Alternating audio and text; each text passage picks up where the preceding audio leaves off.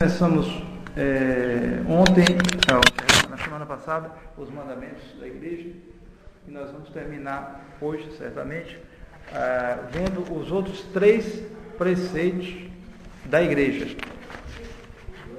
O terceiro preceito é o da comunhão pascal, né? O quarto é o jejum e o quinto, o pagar os dízimos, né? Então, pergunta de número 488. Que nos manda a igreja com as palavras do terceiro preceito? Comungar ao menos pela Páscoa da ressurreição. Com essas palavras, a igreja obriga todos os cristãos que chegaram à idade da discrição a receber todos os anos a Santíssima Eucaristia durante o tempo pascal. E é bom que seja na própria paróquia. Sempre isso que eu disse na outra vez, com relação também à confissão e outras coisas, a assistência à missa deve ser na paróquia. A estrutura da igreja é a estrutura paroquial. Eles procuram sempre favorecer isso para formar aquelas pequenas comunidades onde, de fato, a pessoa tem uma liberdade maior, ela conhece os outros, ela pode influir melhor, ela pode ser, ela é mais, digamos assim, ela é mais pessoa nesses ambientes. Uma pessoa numa massa, ela não tem, ela é um número. Quando ela está numa pequena comunidade, todo mundo sabe. Todo mundo aqui conhece. Cada um de vocês. As pessoas se conhecem. Então isso favorece. Então, vai escolher uma pessoa para fazer tal coisa. Não, melhor tal pessoa, já conhece a pessoa. Você vai numa massa, você não sabe. Você bota um concurso aí, não sei o que, bota. Então, a organização, a sociedade se torna mais orgânica com pequenas comunidades. Né? E essa estrutura que a igreja observa, e por isso também, para o terceiro preceito da igreja, ela quer que nós comunguemos, de preferência, na própria paróquia. Qual o tempo útil para satisfazer no Brasil o preceito da comunhão pascal?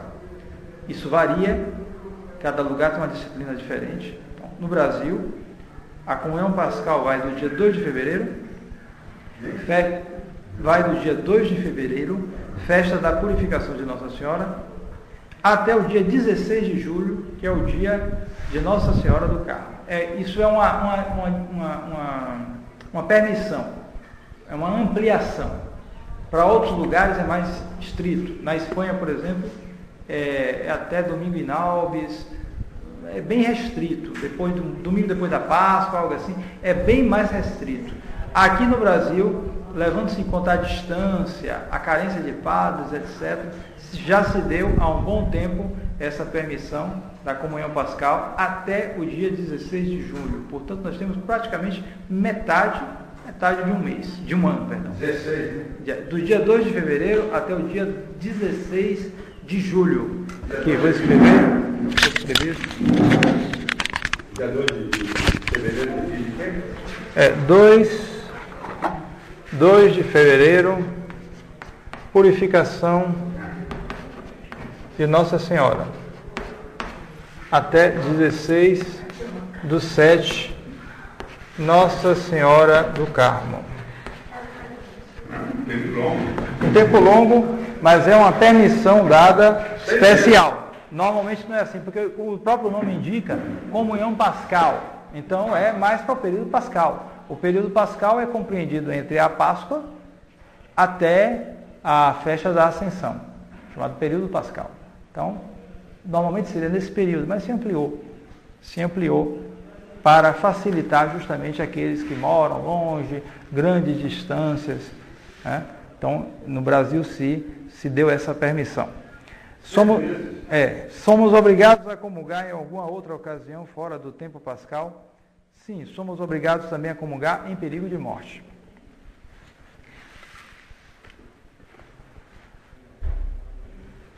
Por que se diz que devemos comungar ao menos pela Páscoa? Porque a igreja deseja vivamente que não somente na Páscoa, mas com muita frequência, nos aproximemos da Sagrada Comunhão, que é o alimento divino das nossas almas. Pergunta de número 492. Satisfaz-se a este preceito com a comunhão sacrílega? Quem fizer uma comunhão sacrílega, evidentemente, não satisfaz ao terceiro preceito da igreja. Porque a intenção da igreja é que se receba este sacramento para o fim para o qual foi instituído, isto é, para a nossa santificação. A comunhão é o alimento da alma. Então, para um corpo que não é alimentado, morre de inanição. A alma também que não é alimentada, fazendo a comparação, também morre de inanição. Cai mais facilmente no pecado. Então a igreja fica nessas duas alternativas. Ela não pode banalizar o sacramento, abrir a porta para comunhões sacrílegas, mas ela também não pode fechar a porta do sacramento de tal maneira que as pessoas se afastem com medo e com isso se privem dessa ajuda única para a salvação delas, já que a comunhão não é só um sacramento como os outros, né? Não é só a graça, mas é o autor da graça. É uma união muito especial, muito profunda. Então, fica entre essas duas alternativas. E por isso, ela preceitua que se comungue uma vez por ano, e em caso de morte também, para que a pessoa, é um começo, para que a pessoa possa ir mais adiante, para que ela possa se tornar mais praticante, possa comungar mais vezes, mais frequentemente. E a tendência, nos últimos séculos, tem sido de favorecer a comunhão mais frequente. Se você pegar os livros antigos, vocês verão que a comunhão era muito mais rara. Você tinha um dia de comungar, era uma coisa muito especial. Não era toda hora. Pessoas que comungavam, por exemplo, uma vez por mês, ou às vezes até mais, um espaço de tempo maior. Então elas se preparavam de uma maneira muito especial para comungar.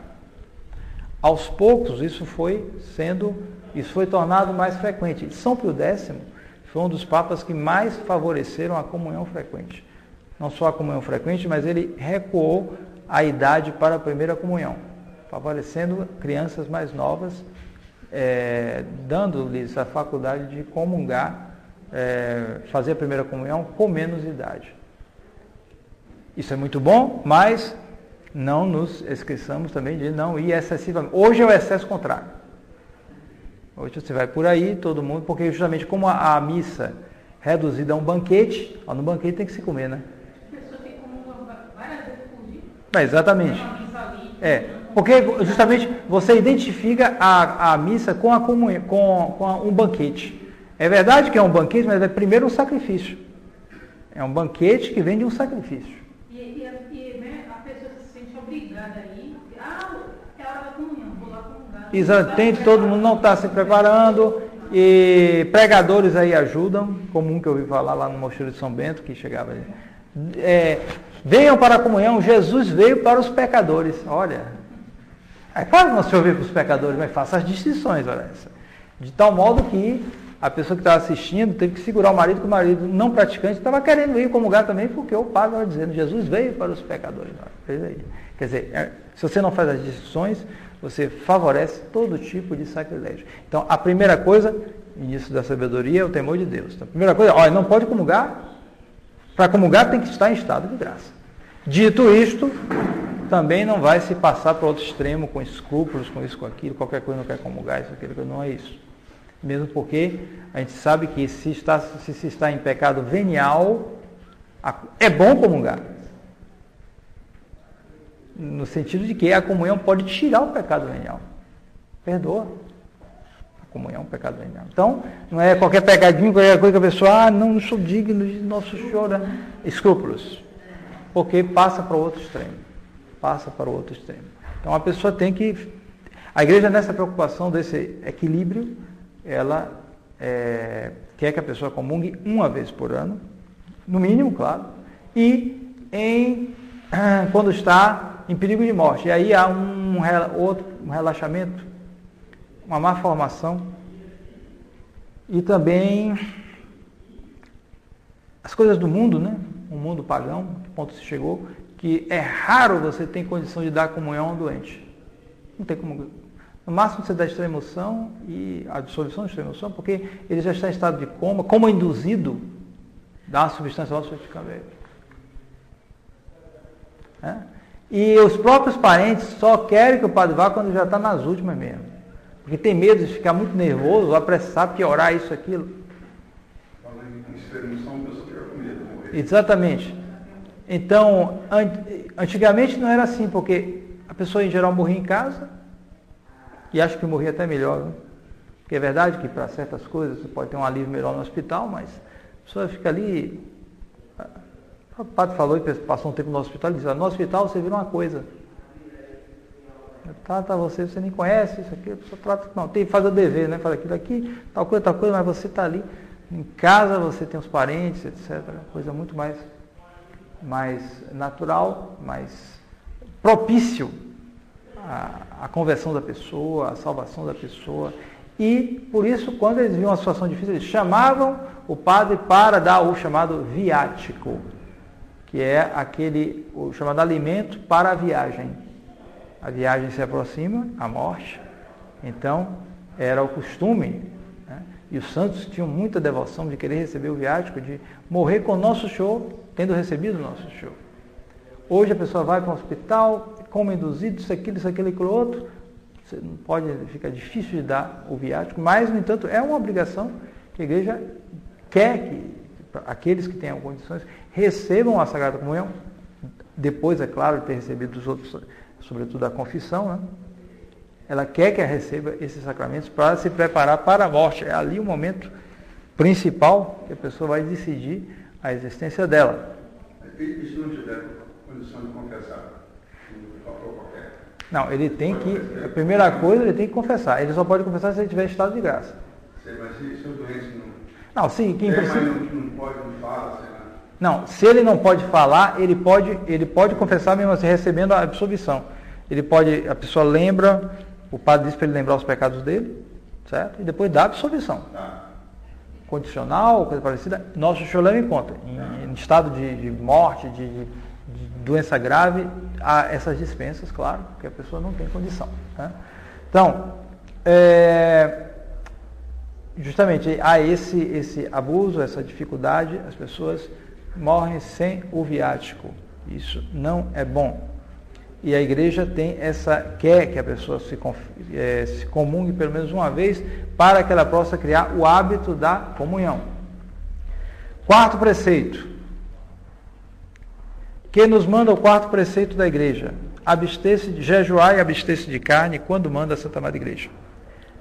Manda-nos que jejuemos e nos abstenhamos de carne na quarta-feira de cinzas e na sexta-feira santa. Essa é a obrigação. E que nos abstenhamos de carne em todas as sextas-feiras do ano.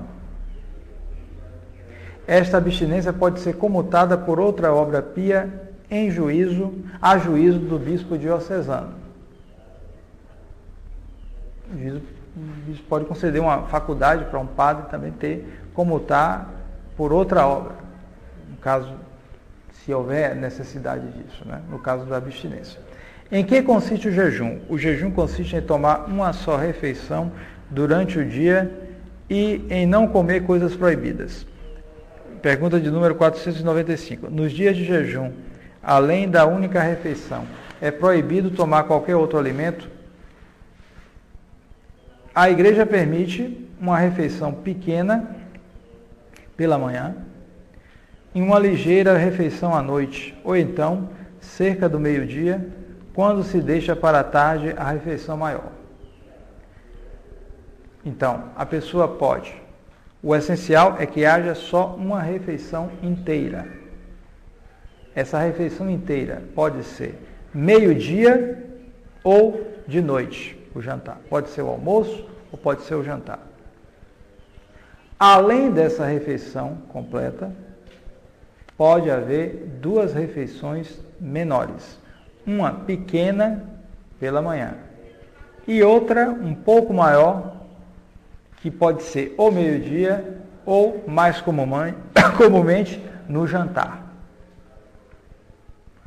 Então, os moralistas eles foram elaborando regras a respeito disso. Em geral, a tendência da igreja foi de mitigar a coisa, de diminuir os preceitos, diminuir a extensão desse preceito, de fazer, justamente diminuir a severidade disso. É curioso você notar, acho que eu já falei em outras ocasiões, como a igreja é bem tolerante com relação a essa questão de jejum, de abstinência, mas é muito severa com relação à questão da castidade. Com relação à castidade é severa. Com relação ao jejum, a abstinência é bem... chega quase ao excesso. Porque justamente eu acho que a igreja compreende a prática, né, dos pastores da igreja, compreendeu que a questão da abstinência, de jejum, a gula em geral, né, claro que faz mal, mas é uma coisa que fica muito restrita ao indivíduo. O sujeito guloso, ele vai se prejudicar, né? Vai ficar gordão, vai ter problema, isso, aquilo, vai dar mau exemplo, ficar toda comendo aquela coisa meio... Mas é uma coisa que fica nele, muito nele, é um tanto restrito. Mas a castidade, o efeito social é imediato. Destrói. Jeito que anda numa vida errada, mulher entra numa vida errada, isso, aquilo, dá um mau exemplo, aí passa para outro, isso aqui, tentação para um, isso, aquilo, pronto, destrói. Basta ver o mundo de hoje. Né? Destrói a sociedade, muito facilmente. Então, o rigor é muito maior nesse ponto. Enquanto que a gula, claro, tem que também olhar isso, mesmo porque a gula muitas vezes leva à sensualidade, mas como é uma coisa muito, um tanto individual, uns precisam comer mais, outros menos. Tem gente que pode passar sem comer tranquilo. Tá? Outro, coitado, não aguenta mesmo. Você fica comendo, já fica mole, fica...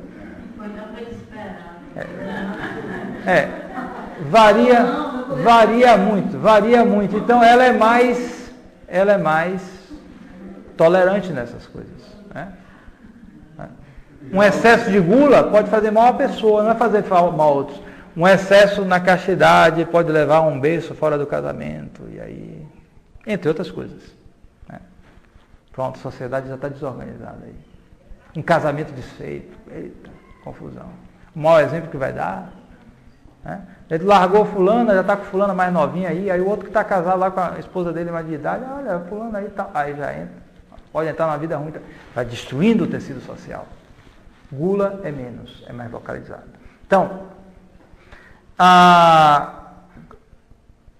de um modo geral, se considera o jejum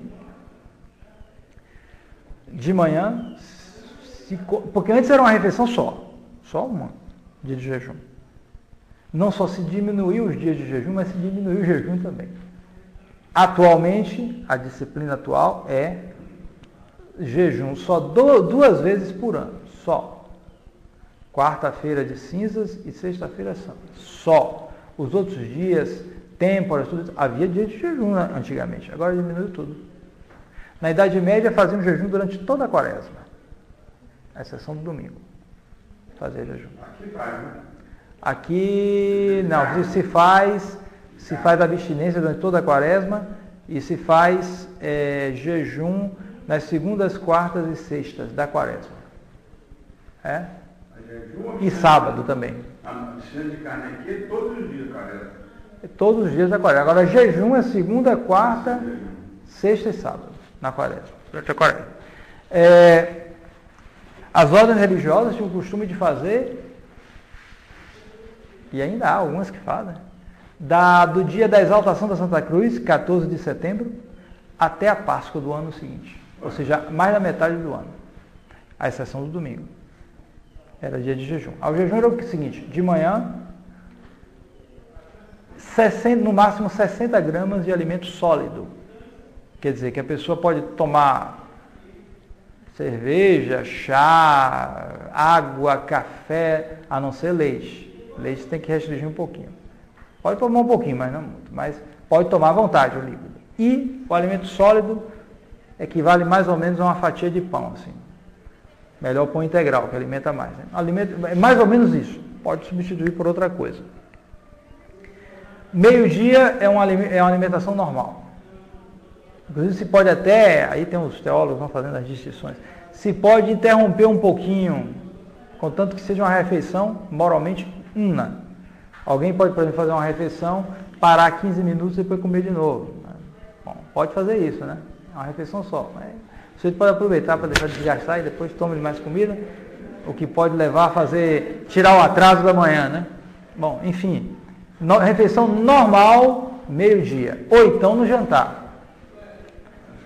E no jantar, uma refeição de mais ou menos 250 gramas de alimento sólido.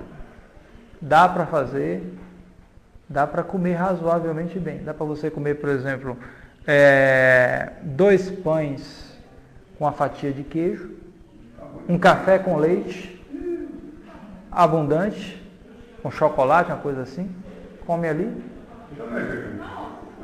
Não, justamente. Você vê que é bem diminuído, é uma coisa bem mitigada, bem... É brando. É brando. Só de manhã que é um pouquinho pesado. De manhã é. Mas nos outros dias você come razoavelmente bem, não tem problema. Tá entendendo?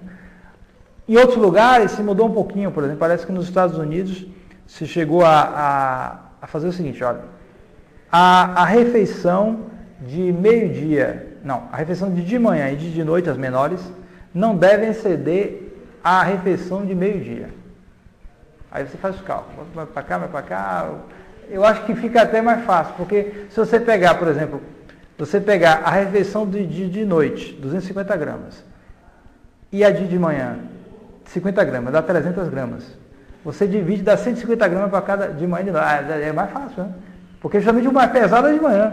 Se você comer um pãozinho com queijo de manhã, com um café com leite, já dá para levar amanhã. E de noite você come outro pão com queijo, com um café com leite bem feito, dá para levar. Agora aí tem as diferenças, as comutações e tal. Mas isso aí é o jejum civil, para todo mundo. Mas é só 2 dias por ano. Tenha paciência. Agora, a abstinência é outra coisa. A abstinência é a abstinência de carne. Não é a abstinência de pescado. Só pode comer. E aí é mais perigoso ainda. Porque eu não vejo a carne é superior ao peixe. Um peixe bem preparado eu acho muito melhor do que carne. Muita gente acha isso. E o frango também é proibido. Carne de boi, mais ou menos, mas eles consideram que é proibido também. Carne de frango, carne de carneiro, carne de boi, carne de porco, todas essas carnes são proibidas. Agora, pode comer peixe, marisco. Você imagina se num dia de abstinência, fazer penitência com uma moqueca de camarão de primeira qualidade, que penitência ele faz? Eu mesmo acho melhor. Ora, e aí criou esse abuso aqui na Bahia, né? Que é chegar na Sexta-feira Santa e fazer os melhores pratos do ano com mariscos. E nosso Senhor aí dá o castigo, né? Porque tem muito problema nessa Sexta-feira Santa, tem muita morte, porque vira festa. É um exagero absurdo. Então, o dia de Sexta-feira Santa e de Quarta-feira Cinza é dia de abstinência e jejum. Então, na hora do almoço, feijão, arroz, salada, um macarrão, uma coisa parecida, legumes, batata, cenoura, tudo, dá para você comer, se alimentar razoavelmente bem. Pão. Né? Às vezes faziam o jejum de pão e água, né, no Sexta-feira Santa, né? Eu comia pão e água. Né? Pão integral, dá para levar. Pois é. Então, mortifica a pessoa controla mais os seus instintos, dizem que faz bem até à saúde. Né? Mas é essa a medida. A obrigação é essa. Você pode fazer mais, mas a obrigação é essa. Ou seja, quarta-feira de cinzas e sexta-feira santa, jejum e abstinência. Sextas-feiras do ano, abstinência. Todas as sextas-feiras do ano é obrigatório não comer carne. É verdade que não quer dizer que se ela comer um pedacinho, ela comete um pecado mortal, não. Se ela comer um pedacinho de carne, não comete um pecado mortal. Comete um pecado venial, mas não é pecado mortal. Mas, claro, só deve se prevenir. Pode comer ovo, não há problema nenhum. Ovo é livre. Não é carne. Pode comer tranquilamente ovo na Sexta-feira Santa, nas sextas-feiras, ovo, queijo, peixe. Pode também, não tem problema nenhum. Nenhum problema. Certo? Imita, mas não é. Né? Quem é obrigado a jejuar? São obrigados a jejuar todos os cristãos. Não, perdão. Pergunta de número 496. Para que serve o jejum?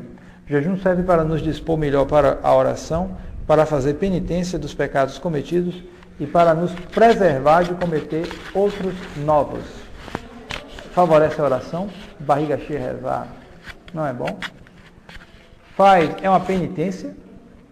O jejum é uma coisa interessante porque, mesmo que não seja uma coisa grande, pesada, aquilo acompanha você o dia todo. Olha, de manhã eu só posso comer um pouquinho, acompanha você o dia todo. Tem gente por aí que não consegue passar fome. As crianças já são deseducadas desde pequena. Tem criança que diz por aí, eu como quando tenho fome, abro a geladeira e como. Acabou. Você está criando um monstrinho, um fracote, um frouxo. Porque ele não consegue comprar. Ele tem fome, ele vai, come. Acabou. Não educa a criança. Vai ter hora de comer. Aí ele come a hora que ele vai lá, abre a geladeira e come. Acabou a história. Não. Está errado. Então, as gerações crescem desse jeito, fica enorme de gordo e não tem a menor disciplina. Então, não aguenta, tem que estar com a coisa na boca. Não descansa a boca. Tem que estar com alguma coisa. Então, o jejum serve, a pessoa começa a fazer um jejum desse, mesmo que não seja grande coisa, ele olha, só comi 50, aí fica aquela coisa roendo, chega meio-dia, libera mais, né? Mas olha, de noite eu vou comer menos. Ele fica na cabeça. Então, desenvolve admiravelmente o senso da mortificação. Porque mesmo que ele coma bem 2 pão com queijo, um café com leite de noite, mas ele sempre tem vontade de pegar um doce maior, uma coisa assim, aquela coisa, ele não vai comer aquilo. Então, aquilo disciplina admiravelmente a pessoa. É algo muito aconselhável, mesmo sendo brando, é bom, porque acompanha a pessoa. E comida não é brincadeira. As pessoas que vivem disso, é comer, é impressionante. Né? Então, quem é obrigado a jejuar? São obrigados a jejuar todos os cristãos, desde os 21 anos de idade completos até os 60 começados, se não estão dispensados ou excusados por legítimo impedimento. A abstinência começa a obrigar aos 14 anos. Então, jejum de 21, jejum. É bom se puder até anotar, porque isso às vezes desaparece da cabeça da pessoa. Esquece. 21 a 60. A abstinência 14 até a morte, se ele puder. Não tem limite a abstinência. Não tem limite. Agora, é claro que tanto o jejum como a abstinência, com dispensa, etc., a pessoa está com problema de saúde, isso, aquilo, a pessoa pode ser dispensada. Mas, em princípio, se ela está com a saúde boa, ela pode, quanto mais abstinência, uma coisa tão pequena, não comer carne, olha essa. Você pega tanta coisa que você pode comer.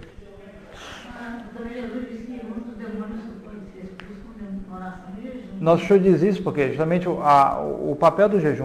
Até hoje, alguém que vai exorcizar diz que ele tem que jejuar primeiro, porque senão o tioso pode aproveitar para fazer alguma confusão. Então, ele está com o jejum, ele está mais preparado para essas coisas. Está mais preparado. E ao jejum da missa, né? Que eu aconselho também vivamente que a pessoa procure fazer 3 horas até a comunhão, se ela tem condição, a saúde dela.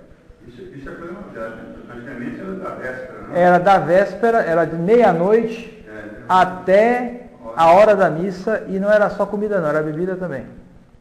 Bebida também? Também. Água? Não podia nem beber água. Então, conta a história de padre que passava, celebrar não sei quantas missas, no sertão da Bahia. Aí passava por uma ponte, pedia para botar uma venda nos olhos dele, para ele não olhar a água, que ele já não aguentava mais. Que ele não aguentava mais de aguentar a sede, né? Então, você vê, também nisso houve uma diminuição. Foi diminuindo. Né? Agora, remédio pode. Alguém toma um alimento como um remédio, uma coisa assim, recomendado, ele pode tomar um pouco, assim, isso é dispensado. Então, a obrigação é esta. 21 a 60 o jejum, abstinência 14 em diante. Estão também dispensados de toda a mortificação. Então, estão também dispensados de toda mortificação os que não estão obrigados a jejuar. Alguém, por exemplo, que recebe uma dispensa para não jejuar, porque problema de saúde, às vezes em diabetes ou coisa parecida, a pessoa tem diabetes, tem que estar comendo alguma coisa, não pode, enfraquece, fica num estado muito ruim, então se concede normalmente dispensas para isso. Mas eles não estão dispensados de toda mortificação, porque todos temos a obrigação de fazer penitência. Podemos fazer penitência de várias formas, e eu aconselho que se faça alguma penitência sempre de algo material. Daí a importância do jejum, algo externo. Porque você dizer, eu vou fazer uma penitência interior, uma mortificação, vou ser mais paciente com os outros, vou ter mais bom humor com os outros, vou ter mais...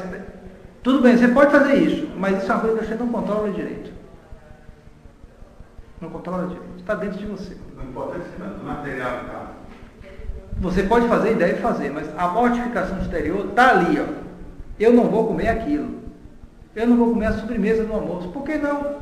Você pode comer bem feijão, arroz, isso aqui. Mas a sobremesa então, não vou comer, ponto final. Não vai mudar nada para a sua nutrição, vai até melhorar. Vai até melhorar. A gente que diz, médicos dizem que açúcar só vai mal para a saúde. Se tirar o açúcar todo, só comer fruta, só vai fazer bem para a sua saúde.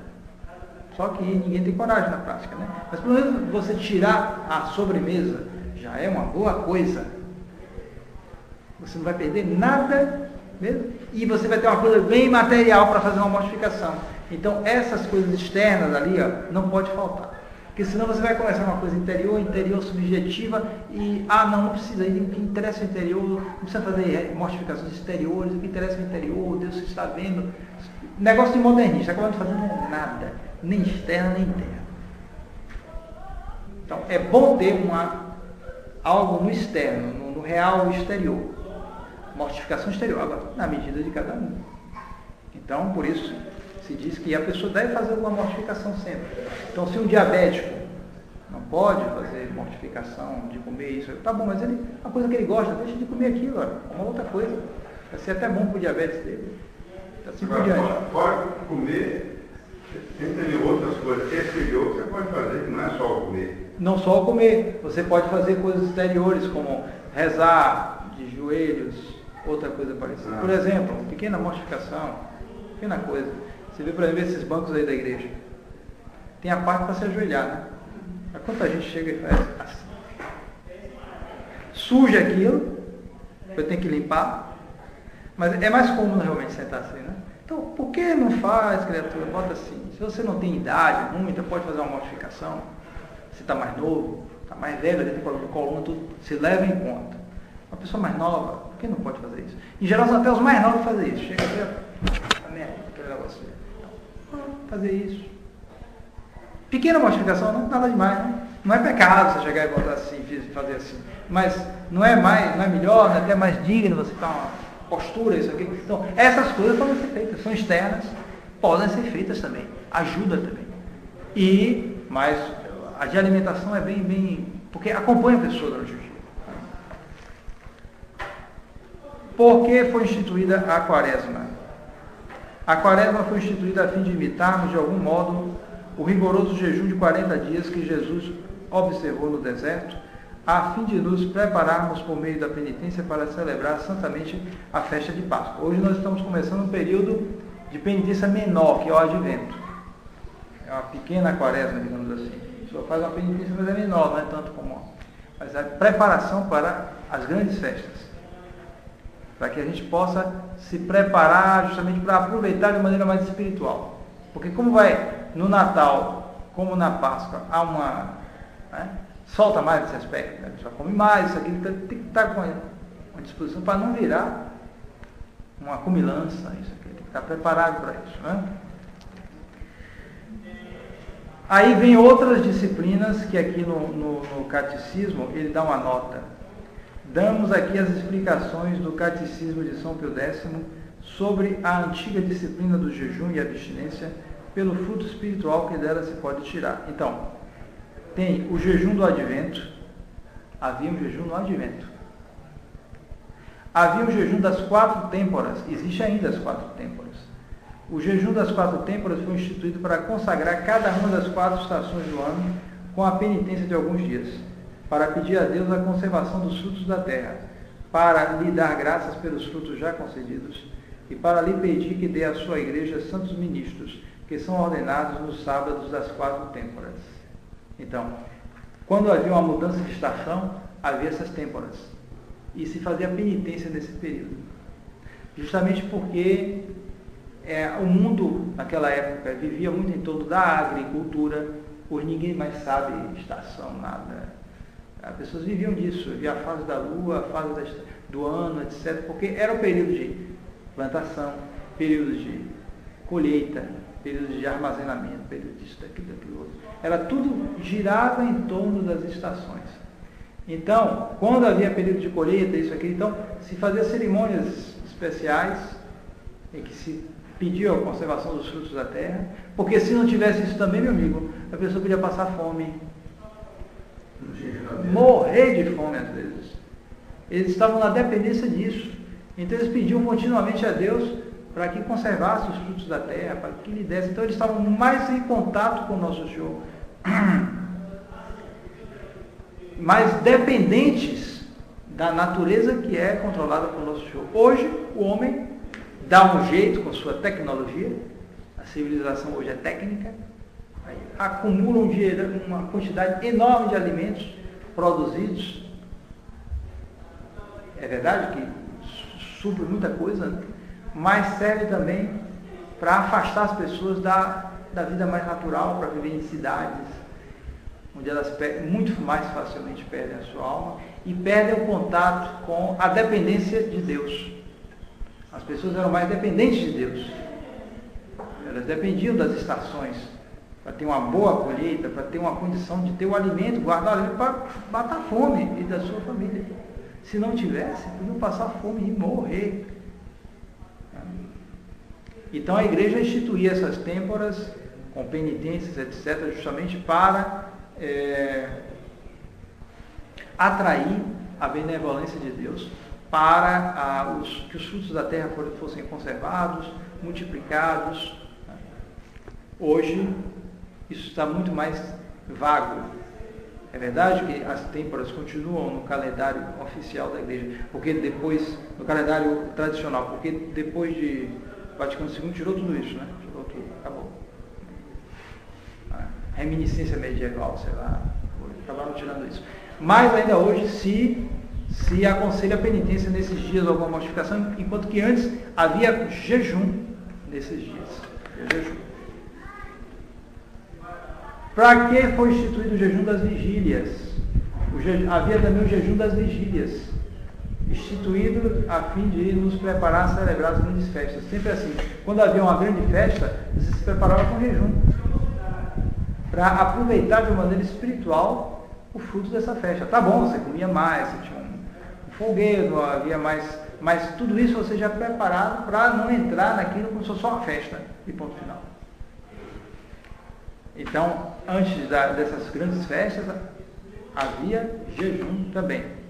Agora, festa só religiosa ou festa tipo casamento? Não, festas religiosas, grandes festas, como por exemplo Natal, Páscoa, havia festas, a festa do padroeiro, havia um jejum na vigília dessa festa. E até hoje, na liturgia tradicional, as vigílias diminuiu. Mas por exemplo, festa de São Lourenço, há ainda a vigília da festa de São Lourenço.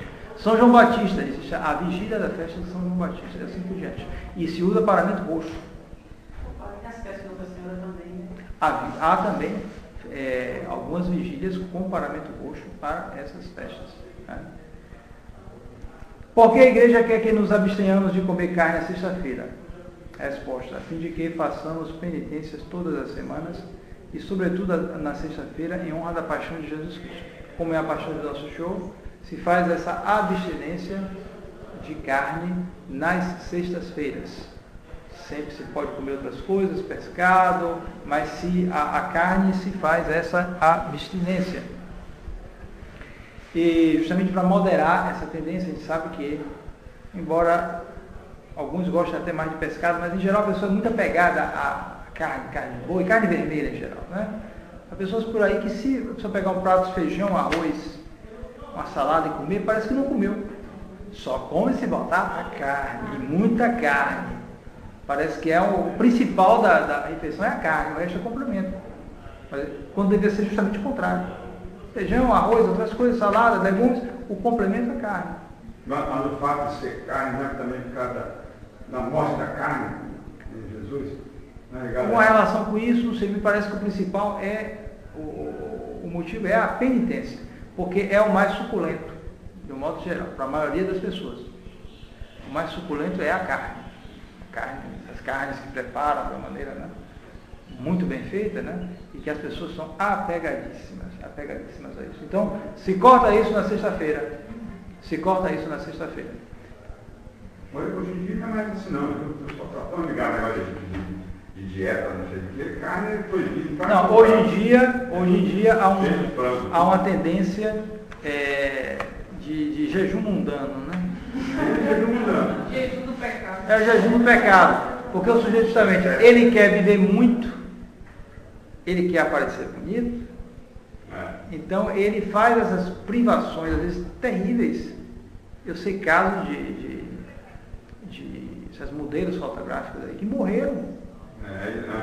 Faz no jejum, às vezes liberou demais, comeu demais, aí tem um problema. A anorexia e bulimia é uma doença que está...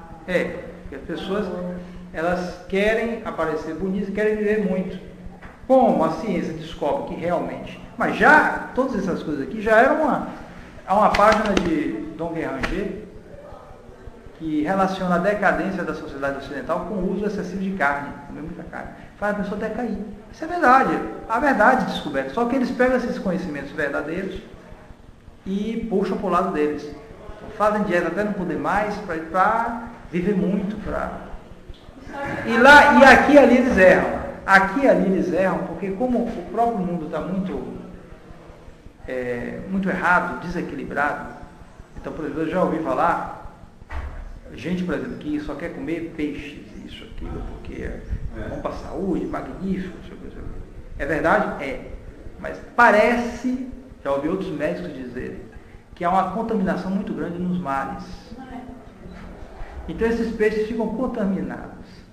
Então o sujeito vai e come aqueles peixes. No meu caso, um médico me contando que outro médico, que era médico, e que era desse tipo, né? Viver muito, saúde, aquela... Então o sujeito já tinha idade, todo forte, tal, aquele negócio, exercício, natação, não sei o que, só comia peixe, porque ele tinha estudado, realmente era verdade, peixe. Aí o outro médico, meu conhecido, disse, olha, realmente é verdade, agora os mares estão contaminados, olha lá. Ele, não deu a intenção, então. Pressão arterial perfeita, tudo, físico, tudo, lá a hora deu um troço lá, e caiu lá e morreu, porque dizem, eu não sou médico, que essa contaminação, ela ataca de uma hora para outra. Vai acumulando material lá, químico na circulação, quando dá um problema, ele está bem todo forte. Isso quer dizer que na hora de morrer não tem peixe de bom? Não, na hora de morrer não se estabelece, mas as pessoas mesmo às vezes erram nessas coisas, nessa ânsia de chegar. Eles ficam na moda do negócio. Também não deixa de ser uma moda, esse modinho de comida assim para poder viver mais. Mas não adianta aqui no Prolongo, não tem ideia disso nenhum. Então, do quinto preceito da igreja. Passamos agora para o quinto, é bem breve, né? Pergunta de número 505. Como se observa o quinto preceito da igreja? Pagar dízimo segundo o costume. Observa-se o quinto preceito, pagar dízimo segundo o costume, pagando aquelas ofertas ou contribuições que foram estabelecidas para reconhecer o supremo domínio que Deus tem sobre todas as coisas e para sustentar os ministros do altar. Então, a palavra dízimo vem décima parte, mas, como diz o mandamento, pagar dízimos segundo o costume. Isso quer dizer que pode não ser necessariamente 10%. Pode ser menos. Aí depende do costume de cada lugar e varia muito. Depende também da condição da pessoa, né? e a razão justamente é essa. Você tem que entender um aspecto, primeiro, prático. A igreja é feita de homens de carne e osso. O culto divino é um culto de pessoas de carne e osso. É um culto espiritual, mas que necessariamente tem que ser material também. Ele se exprime materialmente, ele é social. E o próprio nosso Senhor Jesus Cristo quis ficar entre os homens não somente espiritualmente, mas ele está atrás das espécies materiais do pão e do vinho. Está ali entre nós. Então, como é? Não vai se louvar? E não vai se louvar só do coração? Não, tem que ser externo também. Nosso Senhor está lá em pessoa. Então, os católicos foram logo percebendo isso. E muito dinheiro entrou para a edificação de templos, etc. Como eu já disse, logo que a igreja saiu das catacumbas, foi fazendo uma igreja como a primitiva Basílica de São Pedro, uma igreja que tinha 157 altares. 157 altares. Então era imensa. Já no começo eles foram fazendo. Conseguiram o apoio do imperador, pronto. Toma-lhe dinheiro e faz um negócio desse. Ele é mais antiga, não foi? O quê? A de Santa Sofia? Não sei se é mais antiga. Eu não sei se é mais antiga do que a primitiva. Agora o que importa é o seguinte, a de São Pedro, primitiva, já foi demolida. Certo? Acho que foi anterior, mas não tenho certeza. Então, de qualquer modo, você vê em todo mundo essa suntuosidade das igrejas para Deus. Deus ali no Santíssimo Sacramento. Ora, para isso tem que haver um serviço do altar. Então, os ministros têm que viver. Então, para tudo isso é preciso uma contribuição material. É uma necessidade. A igreja procura diminuir ao máximo isso. Uma coisa que diminui bastante isso é o celibato dos ministros de Deus. É claro, se a pessoa está sozinha, ele gasta muito menos do que se ele tiver mulher e muitos filhos. Não só por isso, né? Também. Porque com isso, se ele tivesse mulher e filhos, como ele tinha que filho dele multiplicada. E aí, como tem que cuidar, estudo por filho e tudo, aí bom, como dinheiro, o dízimo. Aí os pastores aí. Dizem que tem um aí que está pedindo trízimo, parece que é 3 vezes o dízimo. Então, a igreja procura diminuir ao máximo, mas é verdade. Se a pessoa puder dar mais, é ótimo. E a gente sabe a história, por exemplo, daquela igreja dos mares, conhece, né? Uma bela igreja gótica. Isso foi feito agora no século XX. Deve ter custado bastante dinheiro. Pois foi um pároco que vivia, quando ele construía essa igreja, ele arrecadava o dinheiro, né, mas ele vivia numa cabaninha do lado da igreja em construção.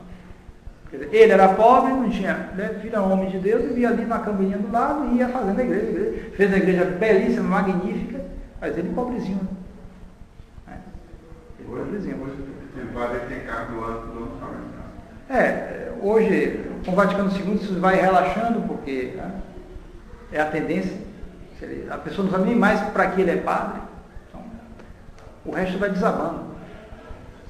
Como se faz propaganda por aí. Você quer ser padre para fazer os outros mais felizes?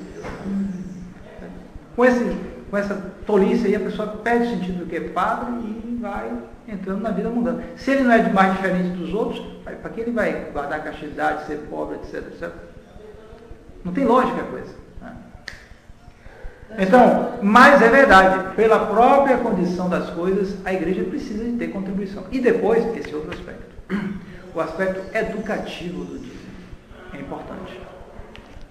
Você vê que a gente nem insiste aqui nada em dízimo, nada muito, até coleta não tem na missa, nada. Mas é verdade que é bom para o que dá. Por quê? Porque nós ajudamos o que nós amamos. Porque a gente ama, a gente contribui. O que a gente não ama, a gente não contribui. É sempre assim. É sempre assim. Porque esses mundanos se desfazem em vestes caríssimas, suntuosas, etc. Porque eles amam aquilo. Se eles não amassem, eles não dariam, não pagariam. Eles não pagariam R$1.000 por uma camisa, por exemplo, como certa gente indica por aí. Né? joias, etc. Então, e Deus? Deus não está ali nos nossos altares? Não vai então ter uma coisa suntuosa, preciosa? Se não for para o altar, vai para os bancos dos usurários ou para as mulheres mundanas. Pode ter certeza. A viajada em Galisteu, ela arrecadou uma calça jeans rasgada por 300 mil reais. Não. Com a abundância de dinheiro, qualquer coisa aí, o pessoal tá ganhando dinheiro com essas coisas idiotas aí, né? As pessoas gastam dinheiro com tolices, que não é brincadeira, supérfluo. E por isso eu digo, quando a pessoa se converte ao catolicismo, ela pode até no começo ter um aperto. Pode ter questão de emprego, isso, aquilo, é complicado. Mas a longo prazo, médio e longo prazo, ela acaba tendo uma situação melhor. Porque ela deixa de gastar com tanta besteira, que ela equilibra mais a vida dela. Eu já notei que casais que praticam mais a religião católica, às vezes são pobres, mas a casaria está organizadazinha, tem tudo, não tem riqueza, mas organiza a coisa, porque avalia melhor as coisas. As pessoas hoje estão gastando dinheiro sem ter noção das coisas. Então, o que a gente ama, a gente ajuda. Se a gente ama a Deus, a gente vai ajudar as coisas de Deus. Eu vi já um artigo de alguém que observou essas coisas, dizendo que já viu senhoras de posse que gastam dinheiro por aí, e quando vão a missa, eu sei de caso de a senhora vai visitar um padre, amigo nosso, aí foi. Padre, eu sou riquíssima, milionária, não tinha mais botar dinheiro. Padre, eu tenho um problema, eu realmente sou muito, para soltar é meio difícil, padre. Aí tal, aconselhou ela, tal. Mas tá bom, padre. Aí saiu, deixou 50 reais com o padre. Só milionária. E você vê outras pessoas que têm um salário bom, mas deixam assim por mês 5 mil reais. Depende. Mas há pessoas que se aferram a isso. E o destino delas, em geral, é malbaratar o dinheiro, porque vai deixar para outro que vai pegar aquilo e vai, queimar tudo. Normalmente é assim. Quando deixa aquela fortuna toda para o outro, queima, porque pegou sem de graça. Exatamente. Então o dízimo educa. Educa porque ela vê, não, é Deus. Eu tenho que dar, a taxa está estabelecida. É um tanto antipático para o homem da igreja chegar a estabelecer uma praia, mas é educativo. Se a gente olhar assim, objetivamente, é educativo. Então, você vai dar 5% do seu salário. Então, 5%. Se eu ganho R$1.000, eu vou dar R$50 do meu salário. É meu, mas eu vou dar. Por quê? Porque é para Deus.